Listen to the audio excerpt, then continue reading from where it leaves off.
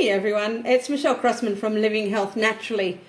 I just thought I'd do a quick little video because a lot of people with the current climate and the situation that's happening are actually getting themselves backyard chickens.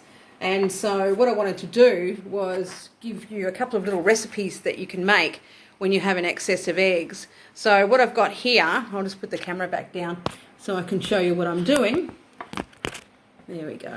Is what I've done is I've boiled up some eggs. I've got 10 of them in there, and I've got a sterilised jar. So I actually just boiled that up for 10 minutes, and I've washed my hands, they're clean, and so I sterilised the jar for 10 minutes and then just let it air dry naturally. The eggs are from my girls out the back, and so what you need to do when you start getting fresh eggs is that the eggs do not boil and peel like the eggs that you get from the supermarket. And the reason being that the ones that you get from the supermarket are normally aged a little bit. Inside the egg, there's a thin membrane. And so when the egg is fresh, that membrane stays very close to the eggshell. And as the egg ages and it loses a little bit of moisture, the membrane starts to separate away from the eggshell. So that's why when you have boiled eggs from the shop, they're actually easier to peel. And I'm sure everyone's had that situation where you take the shell away and it just, the egg keeps coming with it as well. That's a fresh egg. So the way to get around it, handy little tip, is when you have fresh eggs from your girls, to actually put them into a steamer and actually steam them, not boil them, steam them for about 20 minutes. You know, it's a little bit more difficult to get a soft boiled egg from your girls, but you know, it's a small price to pay for having fresh organic eggs. So when you've boiled up or steamed your eggs, take them out after 20 minutes and then plunge them into cold water. And you can even, I normally just put them into the fridge in the cold water, and then once they're cold overnight, I leave them, drain off the excess water, and then you can just use them as you need them, and they'll peel beautifully. So one little tip for you, because you'll find otherwise you won't be able to peel those boiled eggs. So into this jar, I'm going to place some curry leaves that I've taken off my tree outside. So I'm just going to just place them wherever into the jar. And oh God, if you could smell these, they just have the most delicious smell. So I've also got, I'll move them out the way. So I've got a jar of filtered water. Now I have a water filter that it's called a Southern Cross Pottery, and it holds litres, which is good because we go through a lot of filtered water. I use it for my bone broths and anything like that, for drinking and all the rest of it. So what I'm going to do is just put half a tablespoon of salt into the water. Now it seems a lot, but what it's actually going to do is it's going to make a brine up, because this is actually for, I don't think I mentioned the recipe, but it's for pickled curried eggs. So you put the salt into your filtered water, and then you're going to have a tablespoon of mustard seeds. So I've got some mustard seeds here, yellow ones.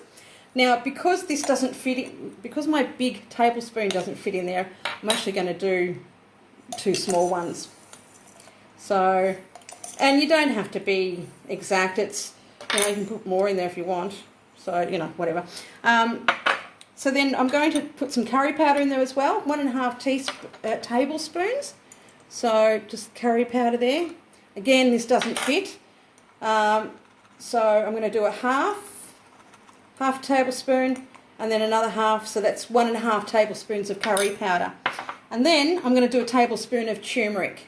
This is just something that I bought from the shop. We go through a lot of turmeric in my house. So again, you don't have to be exact.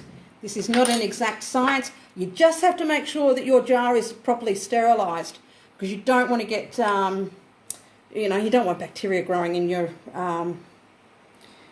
mix. And I've just realised I don't have a fork, so hang on. Hey, back again, I got a fork. So all you have to do is just mix that around gently, just until it's dissolved and the turmeric powder, you don't have lumps and stuff like that. So then, when you're ready, just pour it over your boiled eggs. So you need to fill it all the way to the top, because you don't want to have any eggs that are exposed. Now you'll get all the mustard seeds down the bottom. Just tip them in.